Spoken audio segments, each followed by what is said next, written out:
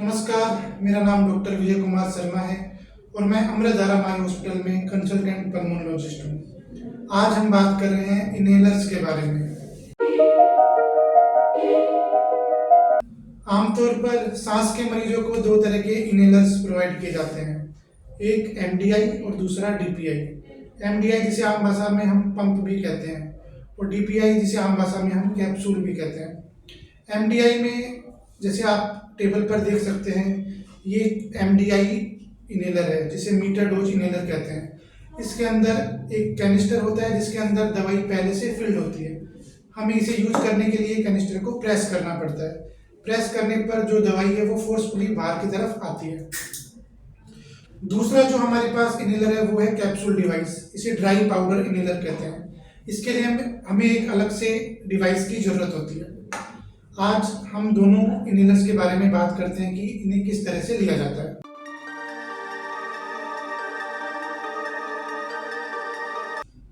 पहले हम बात करते हैं डीपीआई यानी कि ड्राई पाउडर इनहेलर की, जिसे हम कैप्सूल भी कहते हैं। इसके लिए हमें एक अलग से डिवाइस की जरूरत होती है। ये अलग अलग तरीके की आती है।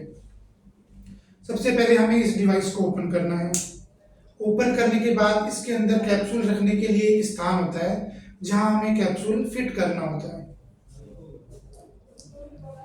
जैसे कि आप देख सकते हैं, कैप्सूल उस स्पेस के अंदर पूरी तरह से फिट हो चुका है। इसके बाद हमें इसको बंद कर देना है।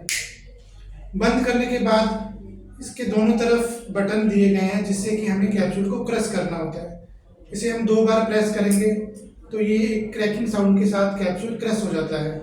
अब हमें इसे यूज करना है।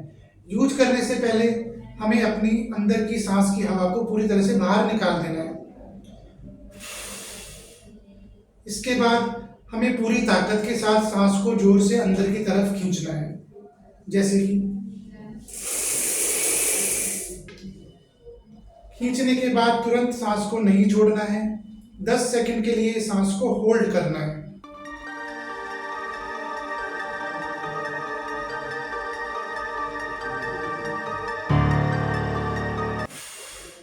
इसके बाद इस तरह से आपको सांस को छोड़ना है। आमतौर पर 2 बार सांस को खींचने के बाद जो कैप्सूल है वो उसके अंदर की दवाई खत्म हो जाती है, बिल्कुल एम्प्टी हो जाता है। इसे आपको फेंक देना है और इनहेलर लेने के 5 मिनट बाद आपको पानी से गार्गल करने हैं। आपकी जो दवाई गले पे चिपक रही है उसको पूरी तरह से साफ करना है। ये है डीपीआई लेने का तरीका।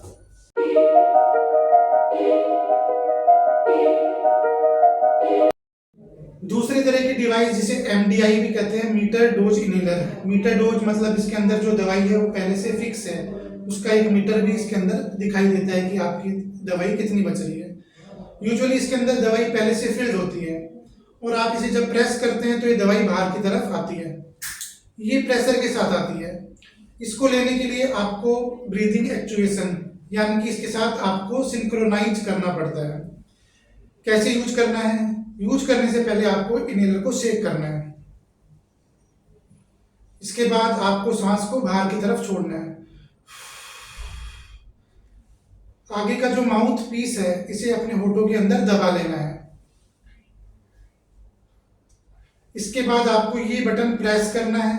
जैसे ही आप इस बटन को प्रेस करते हो आपको आराम से सांस को लंबी तरह से अंदर खींचना है। जोर नहीं लगाना है, लंबा सांस लेना है। बटन दबाते ही आपको सांस को अंदर लेना है, जिस तरह की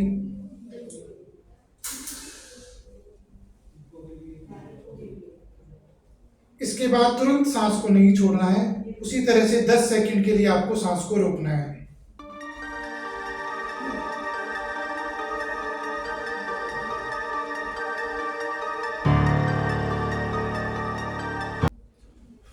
उसके बाद आपको सांस छोड़ना है।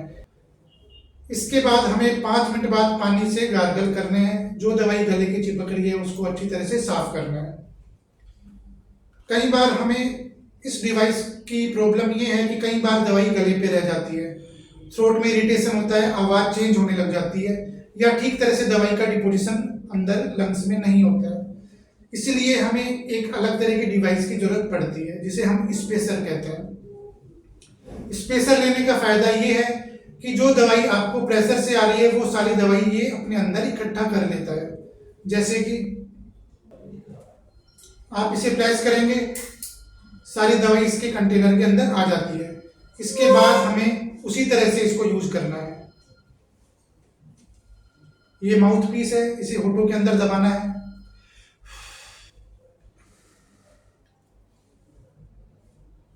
आप सांस रोक सकते हैं या इसी के अंदर सांस छोड़ भी सकते हैं।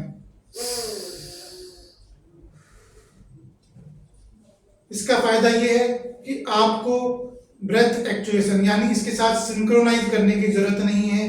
जो दवाई इसके अंदर आ गई है उसे आपको डायरेक्ट इनहेल करना है, एक्सहेल करना है।